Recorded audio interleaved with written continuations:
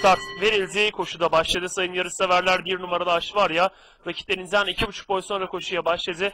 İç kulvardan gelen 4 numaralı Çerko liderliği aldı. Farkı yarım boya kadar çıkardı. İkinciliğe 2 numarada Ocean Sound girdi. Daha sonra bariyer dibine yakın 7 numaralı Maneku'yu izliyorum ki o yaptığı ataklarla ikinciliğe kadar sokuldu. Dördüncülükte 2,5 boy kadar geride.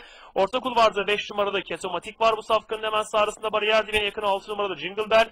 1,5 boy kadar geride ortada 3 numaralı Hızlı Bey. Sağrısında bariyer dibine yakın 8 numaralı Bigalı Kız. 1,5 boy kadar geride dışta 9 numaralı Narza. Bunun da sağrısında bariyer dibinde son sırada 1 numarada Aşvarya şeklinde safkanlar son 800 metreye giriyor.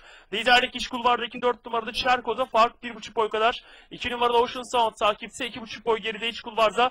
7 numaralı Maneko yine 3. sırada, sağrısında dışta 5 numaralı Ketomatik var.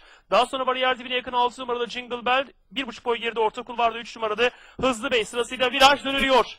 4 numaralı Çerko son 400 metreye doğru 1,5-2 boy kadar önde orta kulvardan gelen 2 numaralı Ocean Sound farkı azaltma uğraşında. Daha geriden öndeki mücadeleye 6 numaralı Jingle Bell'in de katılma uğraşı var. Son 200 metre doğru yaklaşıyor safkanlar iç kulvardaki 4 numaralı Çerko.